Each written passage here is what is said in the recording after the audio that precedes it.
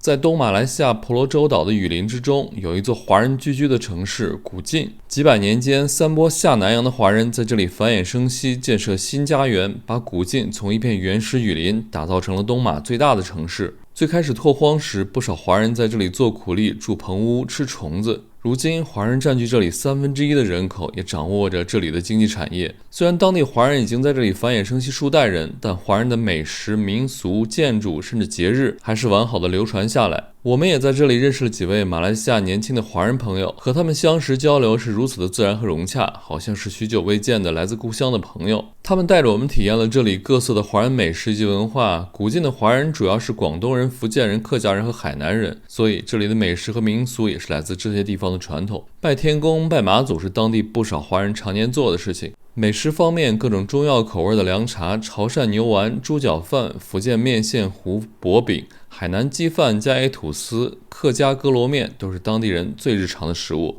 無一例外的，這些食物都很合我們的口味，似乎華人的味蕾也是相通的。馬來西亞的很多華人都會關注中國的發展，從大城市到高鐵以及各種美食，都是他們會聊到的話題。中國人，對，是啊，现在中國很厲害哈，你們的高鐵很出名，最先進的啊。我們去過很多的國家，但是馬來西亞永遠給我們一種如家鄉般溫暖的感覺，這也許就是華人間的羈絆吧。下面和費文濤一起探索東馬最大的城市古晉。大家好，我是狒狒，我們正在背包環遊東南亞。现在我们来到了馬來西亞的最後一站，也是東馬沙撈越州的首府古晉。那古晉是東馬歷史最悠久的城市，也是東馬的第一大城市。這裡生活着大約70萬人口，其中有30%都是華人。那今天這個視頻呢，我們就帶大家一起在古晉進行一次城市漫遊，了解這裡華人的百年足跡，順便呢再打探一下這裡最地道的本地人的日常。今天的旅程呢，我們加入了2位新的小伙伴，他們是來自古晉本地的大馬華人，這位是慈惠，這位是順龍。大家好，我們是漫遊人玩沙撈越，歡迎你們來到古晉。那我們今天就跟着本地人混了啊！今天第一站呢是這裡非常有名的一家叫春園茶室，在這裡可以吃到非常地道的古晉美食。所以這裡是春園茶室，這最出名的是它的拉沙，還有就是它的薄餅。然後哥羅麵也很好吃，然後大家基本上每個人每一桌一定都會點一份麵包，再加一份主食然後再點一份飲料。那我會推薦你們可以喝3色奶茶，OK，這是我們這裡的特色。這家生意好好啊，對，坐滿了。這裡有位，我們坐到這裡吧。我們還挺幸運的，是，還有2個位置。阿姨，您做的這個是，這裡就是自家製的加椰醬，對，就是由椰塔跟班丹做的一個加椰醬。我們在新加坡有吃過，不知道這裡一樣嗎？就那個加椰吐司，我覺得大差不差，可是每一家香味不一樣。他們家特別甜，對，奶味比較重一點。第一大的，老闆福建人是吧？福建啊，福建人。天公拜最兇的是檳城，他們的天空蛋可以在天空炸好幾個小時。你供50年了啊？從你年輕時候供到現在是吧？那個相片是你爸爸？那個相片啊？你外公？你外婆？家還是好多代這邊的。Uncle， 您是第幾代這裡？你是第幾代？從中國過來？不知道幾代了，30年的、40年的時候到現在。1930年，40年到這裡。日本投降。這家店多少年了，哥？大概60年了。距離100年老店只差40年。那您是1930幾年到的這裡哦？1940多年。1940幾年啊。日本投降我才來這邊，我從新加坡來這邊。這裡是不是華人家庭都會供這個天公啊？我看你們這個店裡面。你是什麼人啊？潮州人、福建人、客家人不一樣。不一樣啊。點不一樣。阿公，你們是福州人嗎？我本身是廣東人。廣東人啊。廣府。東莞啊，東莞人。你是東莞哪一個鎮的？我去過，應該記得。那裡現在都是那個工廠。哥羅麵白的，還有這裡的招牌吐司。我們之前見的那個哥羅麵，它上面是紅紅的，那個是什麼做的？它是叉燒油，叉燒油。对，紅的它吃起來就有點甜的感覺，對，是很甜。是，然後這個就是白的，就是它可能偏鹹一點點。哦，這個叫白哥羅麵咯。對，我們沒有加紅，我們就叫它白的。白的。我們先來嘗一下這個加椰吐司吧。阿婆過來跟我們說了好幾次，趕快吃，一會兒涼掉不好吃了。嘗一下，這和我們在新加坡吃的有什麼區別啊？我覺得比之前吃的甜30%到50%的樣子。每一家店的咖椰的配方都不一樣。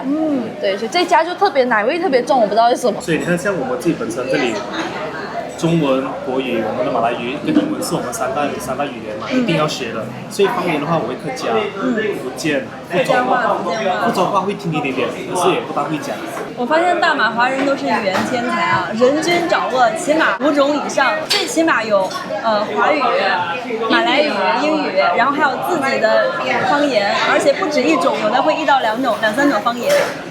太厲害了！這個家庭影響也是蠻大的。華人家庭有沒有把這個語言傳承下去是一點，然後其次是政府還有我們周遭的環境。畢竟長輩們還是喜歡說方言多一點，所以從長輩那邊耳濡目染啊，多好聽。然後我們這邊很喜歡看香港劇啊，所以我們廣東話是看 TVB 長大的。對，所以我也是講粵語。對，我們會聽一點粵語。做人呢就要開心點呢。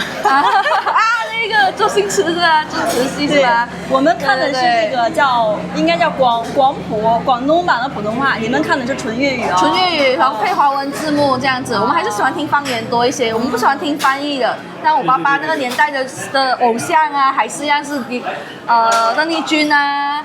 李小龍啊，成龍啊，所以他們從小看的戲長大，一樣，我們的偶像也是那一代。對，暴露年齡了。所以語言這種東西其實主要是環境影響蠻大的。福州話說好吃是怎麼說來着？好嘞。那我教你們一句陕西話啊，我們說這個東西好吃就說聊咋嘞。聊咋了？俩也是俩，聊咋俩？聊咋咧？啊，聊咋咧？這個哥羅麵聊咋咧？福建話是好假，客家話很金強啊，直接講金強。殺到了。我們客家人來到這邊的時候，就是為了要做工嘛，所以圖一個方便，就這樣子把那麵全部要撈起來，切一點叉燒放在上面，雖然是融入了那種客家特色啊。好，謝謝。食物在這邊。所以這個麵其實它就是那個方便麵餅，只要開水熱一下就。是這樣的東西，對，就是為了圖一個方便嘛。很方便。就成了我們當地的一個美食。給大家看一下啊，這個哥羅麵，它這個麵就有點像我們那個方便麵，彎彎曲曲的。我們這個是白麵，如果是紅的話呢，會放那個紅的叉燒油，整個的麵的底色是有點像我們那種紅辣椒油那種顏色，不過它的味道是甜的，不是辣的。蔥油跟豬油必備的，那如果是馬來人的話，就不會放豬油，它味道就有點不一樣。我覺得白的好吃。那個紅的對我來說有一點甜，就是很濃的那個豬油味兒，然後再加上這個小蔥花，裡面還有肉末，然後它這個蔥啊，給大家看一下，它碗底的這個是油炸的那種蔥，炸蔥，然後它把蔥油都炸出來了。拉薩對，主要是用蝦頭熬的一種湯底，跟香料熬一種湯底，吃起來就是有點酸辣，然後有一種香料味，然後主要是米粉。我要澄清，沙拉越拉薩，它跟檳城拉薩不一樣，我們一定是米粉啊。嘗一下，我們之前在新加坡吃過拉薩，在馬六甲吃過拉薩，然後在檳城也嘗過一次。是沙拉越的嗎？還是他們那一邊的？不一樣哈。這裡的都不一樣。味道都差一些哈，比較粗的米粉，然後豆芽、蛋皮、雞胸肉還有蝦，好像有那個孜然的味道，類似的，對。它是很多香料摻起來的。天哪，完全不同的味道，甜和辣會淡很多，然後多了那種孜然味，很香。現在阿龍在這個加油站加油，我們正好看一下馬來西亞的油價，大家感受一下。馬來西亞為什麼人手一輛車？所以這回你們這邊是每家都有幾輛車哈？家就4輛啊！哇，我們家一家5口人罷了。哇，好厲害啊！基本上只要大了，你自己家裡有能力的話，都會要公車，因為交通不方便。我們這邊是城市嘛，要蹦去的話，他們懂了，從小就會駕摩托的。那長大了還是會考一下汽車駕照。是不是傳說中的學摩托比學走路還早？那您幾歲可以考那個駕照？馬來西亞是17歲。Hello， 那吉利收購那個公司，他現在在做電車哈。我看有做 EV。很 Q 啊。對，有做那個 EV 哈。對對對。那個賣的怎麼樣啊，龍？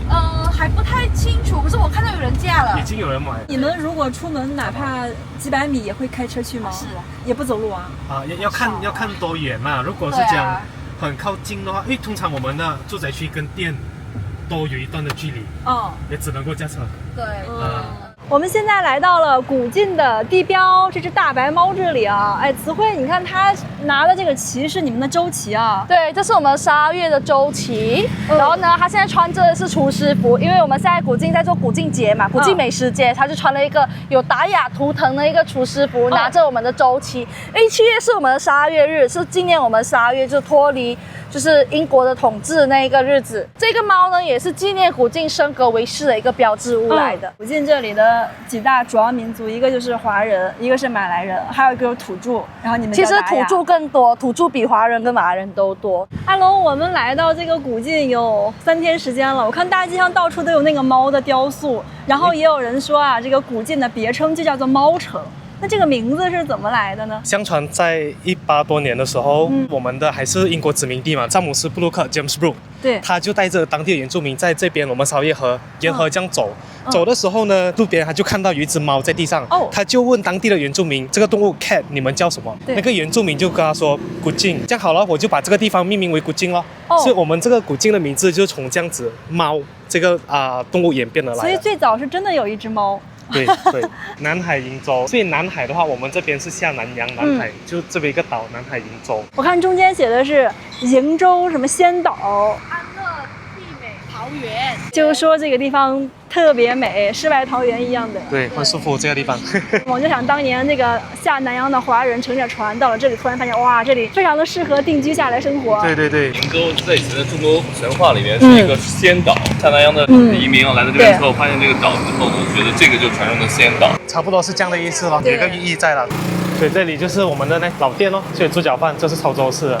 潮汕豬腳飯，店鋪的名字都是繁體字啊，對，福生茶室啊，福州人啊，福州人啊，不會講福州話。蔡姓在這裡算大姓嗎？算客家人，基本上都是客家人。對。那古晉這裡華人姓氏比較多的有哪？發現南洋華人這裡陳和林是最多的，黃也多，黃也多，因為福州人嘛，福州人都姓黃啊。這個小八卦是什麼意思？以前中國人有一個傳統，就是家裡門前會放那種像八卦鏡啊這樣子門符這樣哦，辟邪啊，替門符。這邊的那個信仰色彩會比較濃烈一點，像我們這裡拜神啊那種什麼拜媽祖啦、拜大伯公啦、拜土地神啊、土地公這樣。所以我們家裡就會安裝些八卦牌，連那種符籙來，就講說辟邪咯。就是說，如果有兩家門對門，會這樣放嗎？也不一定，只要是自己家都會放。對外。那跟我們陝西不一樣啊，我們那裡是這樣子，就如果兩家那個門正正的對在一起，如果斜一點沒關係，如果正正對一起，那家裡會貼那個鏡子。就反。對，反過去。反彈。對，反彈。因為他們外地過來嘛，對。他們也是想要保平安啊之類，所以他們會用很多種方式去保這個平安。像我們吃的春園，他們就有拜天公，都是他們一些信仰寄託，會反映在他們的店鋪那邊。這粽子好大呀！餅家，這個粽子也可以叫葉子楣粽嗎？真的太大了，這個。這個就沒有了。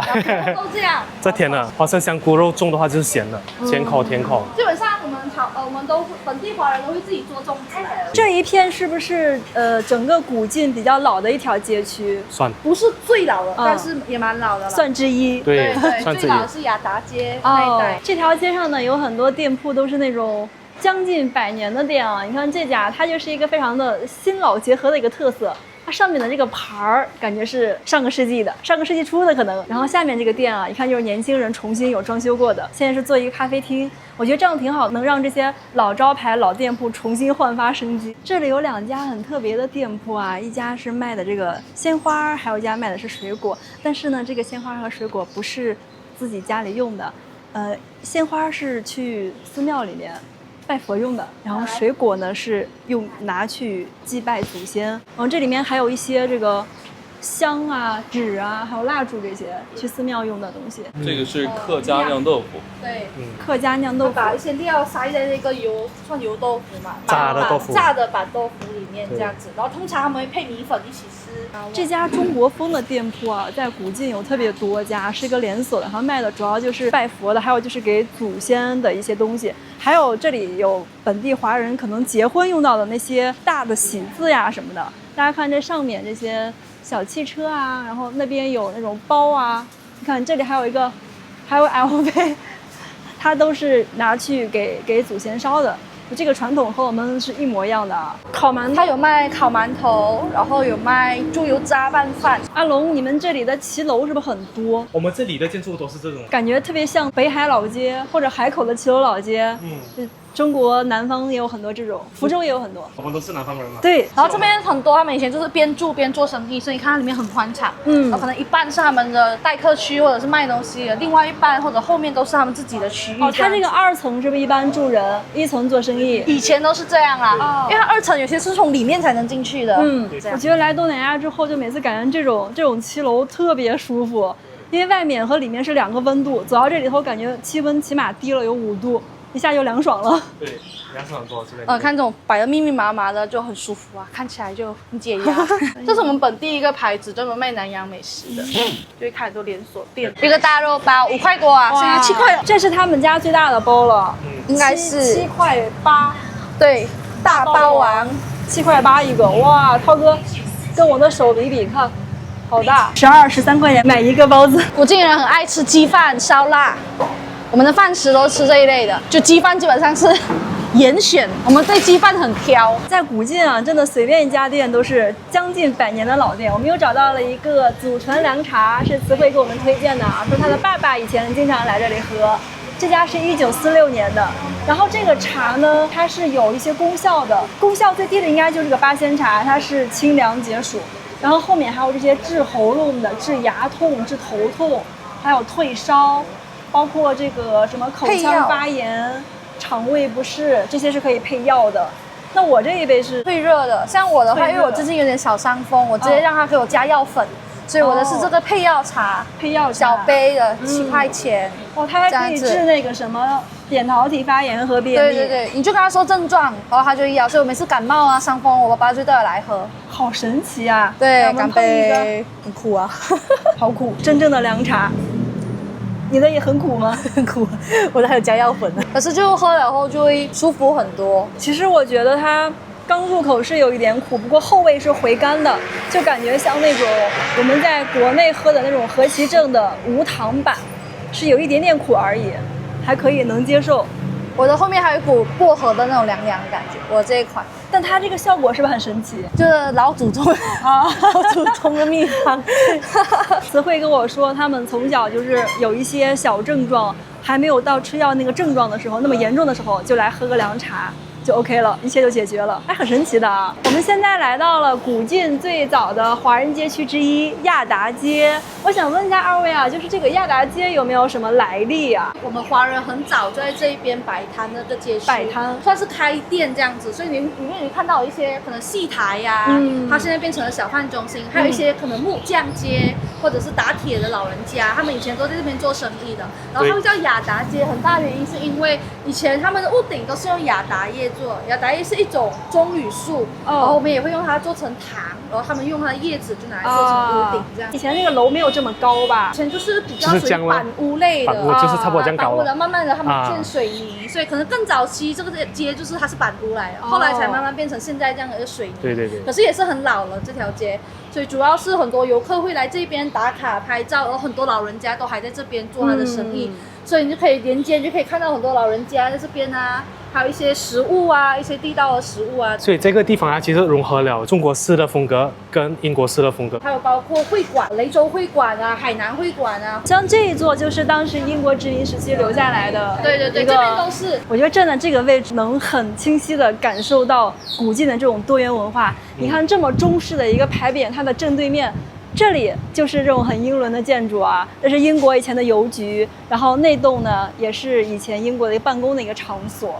殖民時期的印记啊。这条亚达街好多卖黄金的，华人开的吗？都是华人。路人也有开，这个在当地很有名吗？很有名。炸香蕉，手慢无的那种，啊，因为它要排队的，有时候这么大的一个香蕉。这家炸香蕉生意真的超好，我们来了之后看着好像没有几个顾客，但其實還要再等10幾分鐘以上。那我們在這兒排了個隊，這會兒我們先逛一下這個上帝廟。你的長輩會經常拜這種廟嗎？會拜，會啊，都會拜廟，初一15都會拜。這個是潮汕人的啦，100多年有了吧？哦1863年，清統治2年，清朝時期。他把原有的風俗習慣帶到沙撈越，也帶來了以前的宗教信仰。玄天上帝是他們所敬奉的神明之一啊，這樣子。對。所以大家雖然都是從東南沿海來的華人移民，但是大家拜的這個神還不太一樣。不一樣。我覺得這一片那個氛圍好濃啊。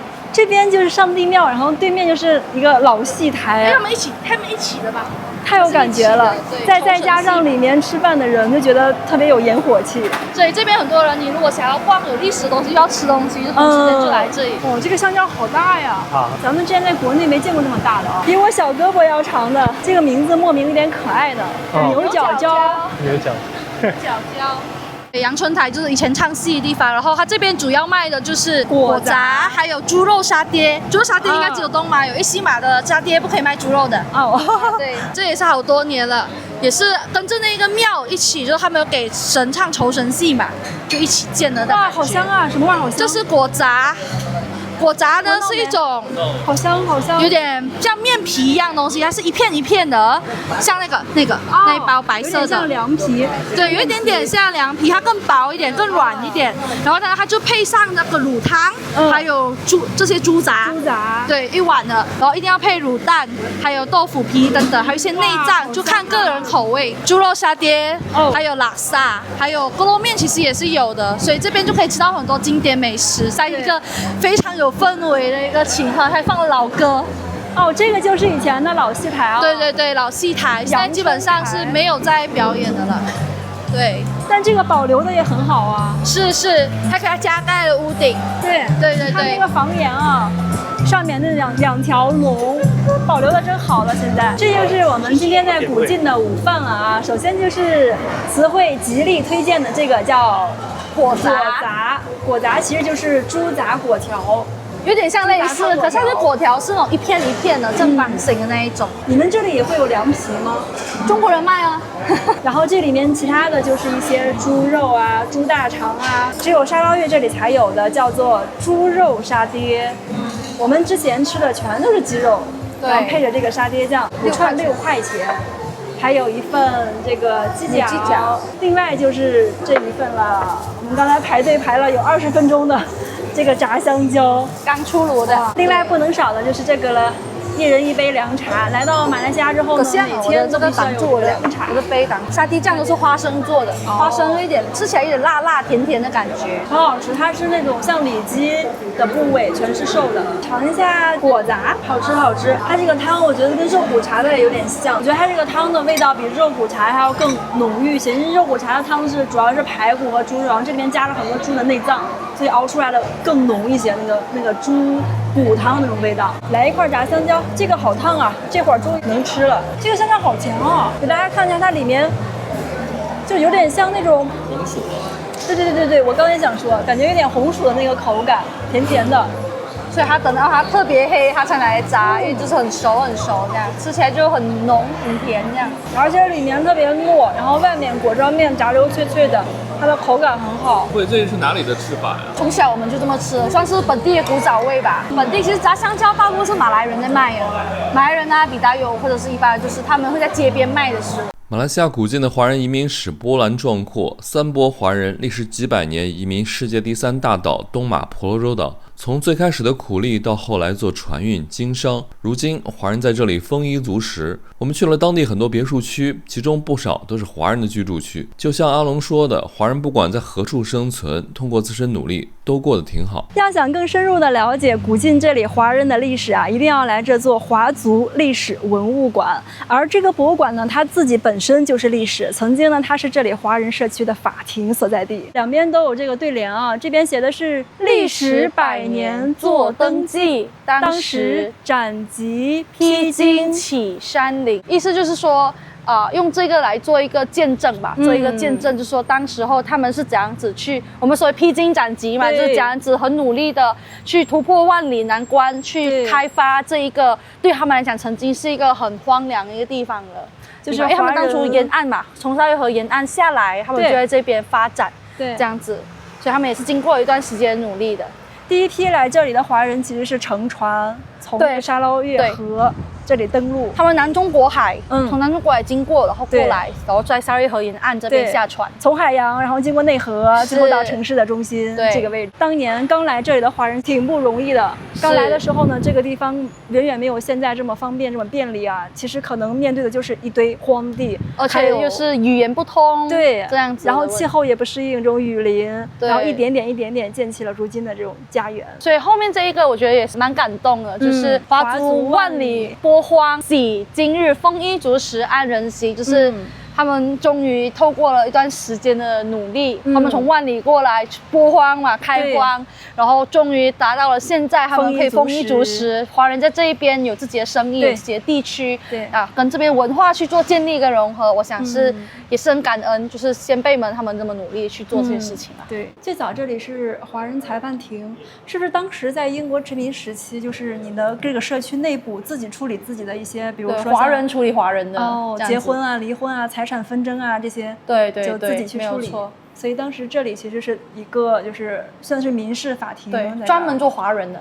對，因為那時候不同種族他們可能習慣啊、意識都不太一樣，所以那時候由華人領袖去做這個主要的人。這個地方的華人其實是分3批來的，對，第一批就是跟鄭和來的，夏里曼丹上來上石龍門，就来到這邊挖礦。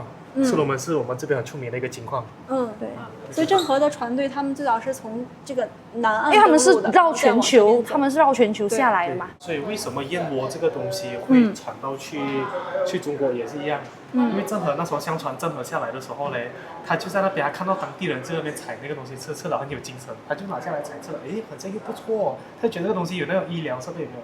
他就從這邊拿，然後他帶回去給，應該是永樂。我之前有聽說過，整個婆羅洲島的燕窩都很有名。然後第二波華人是來自中國福建和廣東省的移民，他們是直接從古晉這裡登陸的，直接登陸到古晉，就是我們剛剛面前看到沙撈越河。第三波比較多都是那種福州人這些去到十里街了。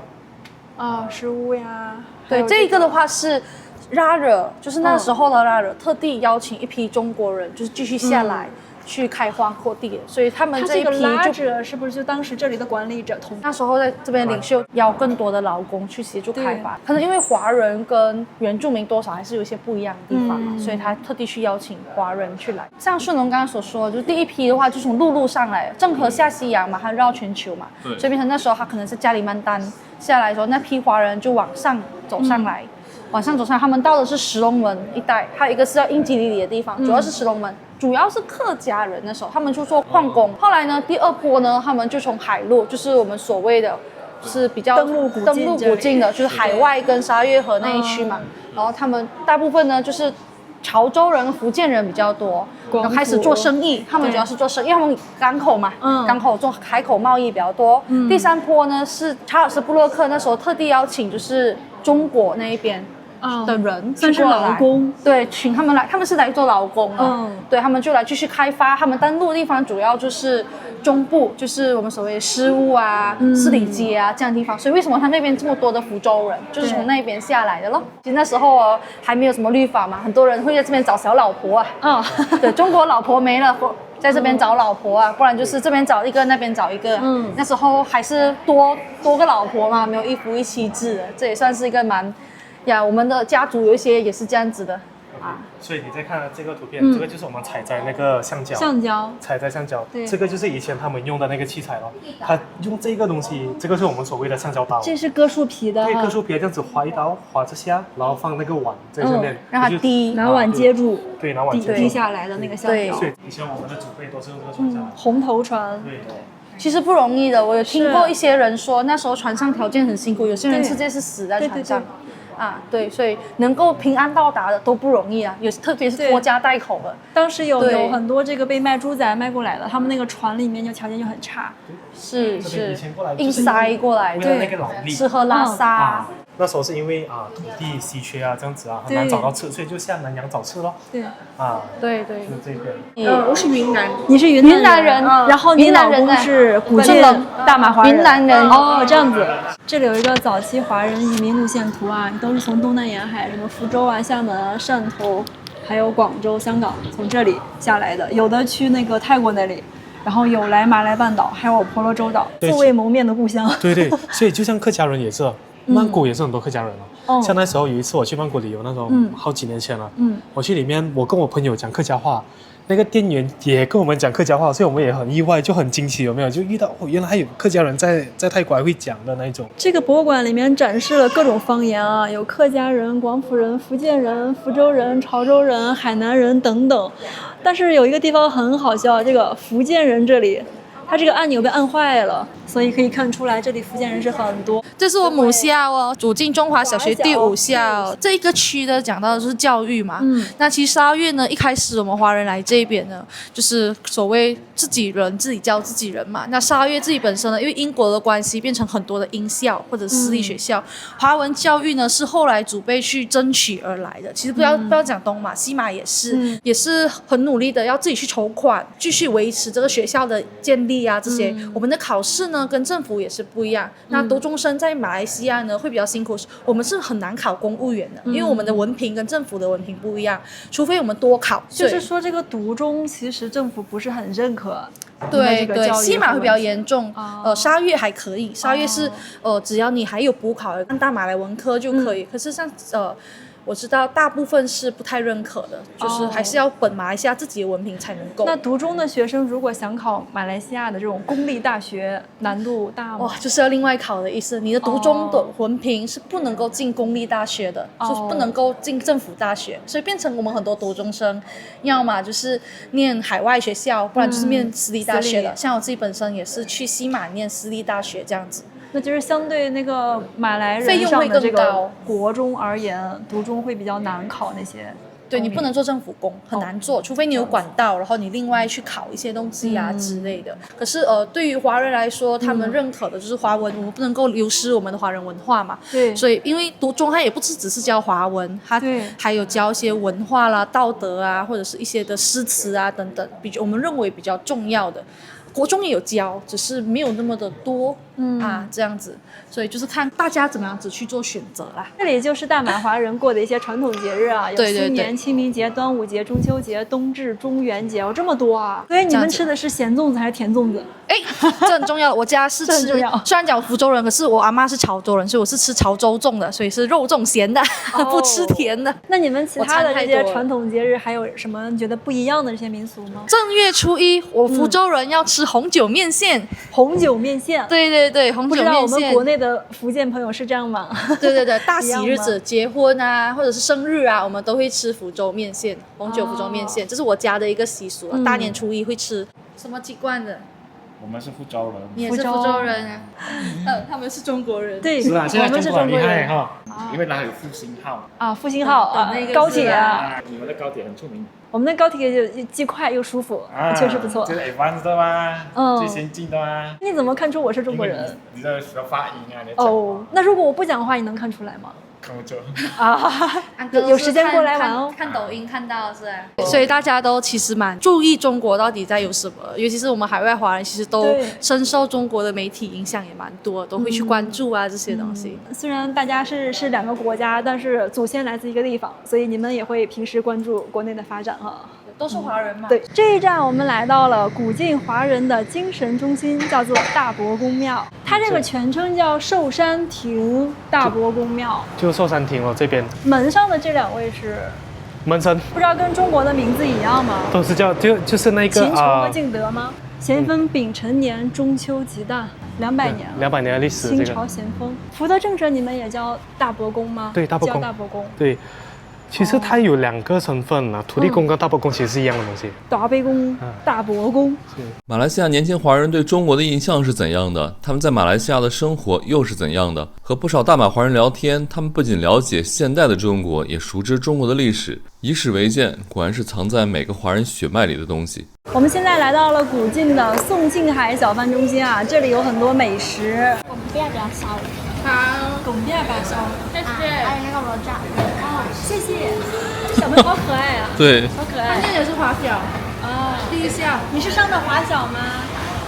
他好像刚才来的时候第一句说的是方言。拱边很烧。这个拱边是讲。拱边的话就是我们福州的一个特色美食了，光饼。他讲拱边很烧的，就讲这个很烫，很热。我们先要了4杯这个饮料，下午还是有点热的。我这个叫做薏米椰子水，然后文涛还有慈慧和阿龙他们点的是这个。叫甘蔗椰子水，你们这里面好像有椰肉，对，还有椰肉。我看他给你们配了勺子，对。然后这几样小吃，阿龙介绍一下呗。这边呢，我们第一道这个就是我们这边的特色了哈。这个是叫 belacan bihun。belacan bihun 是什麼呢？就是用那種 belacan水，就我們這邊俗稱臭魚醬水，然後把它撈起來，我們上面放有皮蛋啊、黃瓜，還有這個魷魚咯，然後上面再放一層甜辣醬，對，這樣子拌着吃的。它是屬於一個涼菜。聞到那個蝦醬的味道。對，它是涼菜的一種所以下午茶都吃的。對 ，OK， 然後這個呢就是我們的這個本地沙拉。本地沙拉它叫羅家，這邊它裡面含有這種黃瓜，這個名稱華語叫什麼我忘記了，它叫芒光。對，芒光，然後還有豆乾，上面是花生碎，然後這個就它的醬料拌在一起了。吃起來很那種很清口、很爽口的一個食物。這個小燒餅是光餅，福州字。福州人的食物，這個福州特色咯。我們現在在這個小販中心啊，我們跟阿龍聊一會兒。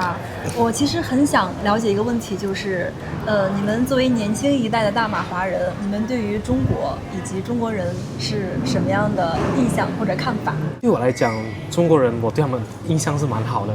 第一，很勤勞，很多問題都會自己想辦法解決啊。這個就是和您祖先一樣。對，就因為條件有限，或者是被其他國家歧視啊，這樣子啊，所以他們都會想辦法就突破自己。這個也是我們年輕一代在學習的一個榜樣了。所以這個是我很欣賞的。那你之前是有去過中國嗎？去過那個廣州和雲南。對。你過去之後，你覺得中國怎麼樣？我覺得我去了中國，我沒有被所謂的那種刻板的印象。都說中國人比較比較沒有什麼文化，這樣很多很流傳很廣泛，不是這個景象，而且全部人都很熱情。你們馬來西亞來的，來，好好玩了，還來享受啊，對，很熱情。中國給人家一種感覺，就是它的地方都很神秘的那一種，所以很想去探索。那你上次去中國哈，你吃到的那些美食裡面，你對什麼印象比較深刻？烤乳扇，還有一個是它的那個臘肉玫瑰餅啊，然後它的茶這樣子的。茶。還有在那時候在香格里拉吃的那個用粉泡出來，這樣一捏起來這樣子團，還是他們的主食。糌粑。糌粑。對，那個都很出名。對。過橋米線有吃。那個也不錯吧？我覺得中國的食物我們這邊還吃得很習慣。下次可以試試其他地方的，北方啊，或者是那個四川的這個火鍋呀什麼的，對，可以過來嘗一嘗。對，慈慧，我想問一下，就是在古晉這裡的一個平均工資水平大概怎樣？本科畢業的話也才2000，那可能更低，還有1800。這邊的薪水，我覺得對於西馬來說起薪會低一些，可是這邊的支出費用。相對於西馬就沒有那麼高。馬來西亞有很好的地方，就是我們看醫生非常便宜，我們可能只要1塊錢就可以拔牙齒。馬來西亞醫療是非常好的，就是在人民的津貼那邊是非常好。所以聽起來大家好像工資不是那麼的高，但是相應的生活成本也沒有那麼高。古晉來講的話，對。那下一個問題啊，我想問一下阿龍，就是古晉這裡的這個買房或者租房，都是各自是怎樣的一個價格？因為我知道你曾經從事過相關的領域，你可能會比較了解一些。古晉的房價是很高的，古晉的房價，普通年輕人打工族很難買到房子。一個1000平方尺的一間公寓都好，都去到50-60萬馬幣。如果你要貸款35年的話，你平均工資都要在4000塊左右，才可以貸到這樣子的房子。帶地皮的房子更貴，更貴。如果在市區的話，排屋，就一排的那種。中間呢都可以去到70-80萬馬幣。那如果是那種就是不跟別人連一起那種獨棟，像這種別墅的話，我們叫別墅了，200-300萬都有可能。那你們這裡的公寓有沒有那個年限？有一些是99年，有一些是999年。還有這麼久的？還有，那就算永久地契也有。比較多的孩子都已經往外跑了吧？我有好多朋友都是去外國，新加坡，去澳洲啦，去美國這些地方做工的。所以很多都往外跑。還有一個問題就是我很關心，你們從小到大上學這個學費是要自己出，還是政府就出了？如果你讀公立学校，就是我們所謂的國小、國小、国中。对，国小、國中。我記得就是開學的那段時間，還一個幾十塊、整100塊這樣罷了吧，然後就讀1整年了。我是念工程系的嘛。那你們讀的那個私立大學，它的學費是不是很貴？一個學期應該是12000吧。所謂的困難呢，人家可能有優勢，就是為什麼？他們的優勢是在於，可能他2個 A，他就可以去到很好的學校。我們可能要到6個 A、7個 A。當然，這個也是一個好的政策啦。為什麼？他一定要鼓勵他的人民去嗎？不然給我們華人搶完就難了哦。那公立大學是不是可以這麼理解？就比如說中國的清華大學，馬來人可能400分就可以上，華人要考到600分。差不多。就是這樣的哦，差不多。在名額有限的情況下，還是會優先讓成績低，但是他是馬来人上去。对。我們這邊很難被同化，不可能被同化了。我們這邊的種族，所以就沒有辦法，大家就要各憑本事咯。哦，那個馬來人跟華人之間也不會通婚？有，也是會有的，會。但我聽說，就前提是必須華人入贅他們。只要你是跟穆斯林結婚，你一定成為穆斯林，他也不算入贅。可是当然他要就是你的信仰要隨他們。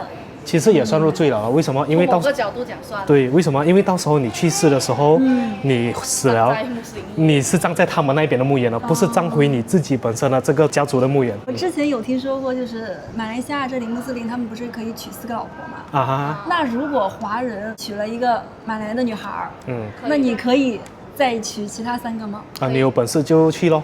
我們就一句話了，你有本事你就去娶。对。可是其實我問了很多馬來同胞，他們講他們其實很少會願意娶這麼多，因為根本沒有那麼多錢去養。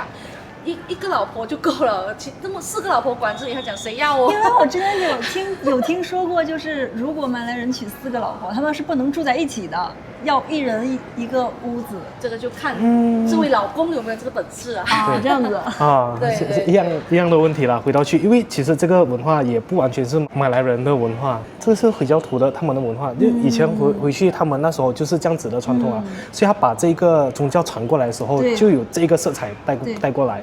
那你們平時日常生活中，就是跟包括馬來人還有這裡的其他土著民族，大家相處的怎麼樣？OK 啊，沒有問題啊。馬來西亞這裡的那個文化包容度很高。對，我們在那個夜市吃飯的時候，左邊就是賣肉骨茶的，然後這裡就是馬來人的清真餐廳，他們都很友善。其實比華人還友善一點，有時候甚至對，所以其實我覺得這樣相處下來還蠻好玩的。我在馬來西亞其實也有受到過好幾次馬來人的幫助。我第一次在那個 Maybank 取錢的時候，我不會操作，是2位戴頭巾的馬來女孩，她在幫我在點。我尊重你不吃豬肉的自由，然後你也尊重我吃的自由，然後大家都是互相比較和諧的生活在一起。對。大家好，我是馬來西亞的華人，我的名字叫池覺，我是福建兆安。這邊好像福建人會比較多一些。對，福建跟客家人會比較多。支武那邊的話，就是福州人最多。我之前聽這裡的華人有說過，支武人比較有錢，是因為福州人善於經商嗎？支武那邊他們都蠻多，福州人都是會做生意的，然後他們本身的消費也不會到太誇張。華人美德啦，就存錢，久而久之幾代這樣子下來，就越來越多錢了。其實我一直有個問題很好奇啊，就是馬來西亞這裡的讀中，你們會在學校裡教什麼課程？馬來語、英語、數學，就除了語言課之外的，剩下就是華語。除了馬來語和英語之外，其他是華語授課。對。哦，那我剛聽你們也會教這個歷史課啊？對。你們的歷史課裡面有沒有關於中國的歷史？有，我們呢讀中在高中3年的時候會分成3個階段去學這個歷史。第1年呢，中國的歷史在5000年炎黃那邊開始就會講解起，到最近就是清朝這個階段，蠻詳細的點是在於可能你每個皇帝你都會知道。不過我們主要是去學他的政大的一些政績啦，這個皇帝做過什麼什麼政策，非常利國利民啊。那我們就會去講述這個政策什麼東西，這也是有時候會考出來內容啦。跟我們讀高中的時候學的那個內容應該是差不多啊，對，這個分量差不多啊，很多啊。是。哎，那我考你一個，秦朝後面是哪個朝代？漢朝對嗎？對，你講的是那個秦始皇那時候對嗎？對，漢朝，對，漢高祖嘛，劉邦。對。後面是宦官的事情，然後變成三國出來。對，东漢末年，对，东漢末年，三国。对，那我本身也是兴趣的地方也是在三国这个階段了，因為我最開始認識中國的歷史就是在這個《三國演義》這個戲裡面，每個朝代的第一個跟最後一個皇帝的，我們通常一定會去記，主要是讀中了華人中學。你知道越多的歷史呈現過後，你會發現到在現代社會都好，有些東西你是可以被借鑑的，你甚至是很容易去應對它。為什麼？因為你知道從歷史發生過事情。對，你就會知道，對，歷史為鑑，那你就可以更好的去應對它。對。那其實我們之前也有聽說過，就是馬來西亞這裡的讀中和讀小，它的經費可能國家撥的比較少一點點，主要靠自己籌集，是嗎？是，因為讀中我們是獨立中學，那基本上是由我們學校的董事會去籌集整個的那個經費。讀中的經費主要是靠華人的社團，還有華人的企業。對，有些人出錢，有些人出力。其實這點是我來馬來西亞之後感觸特別深的，很感動的一個點，就是為了把自己本民族的語言和文化一直傳承下去。對，每個人都在出力，不只是大企業的老闆，還有一些很普通的人，包括學生本身自己，也會出自己微薄的力，來把我們的這個華文教育一直推廣下去。華東路，這兒也有一家，華人啊。特別是這個都是華人。When you're sitting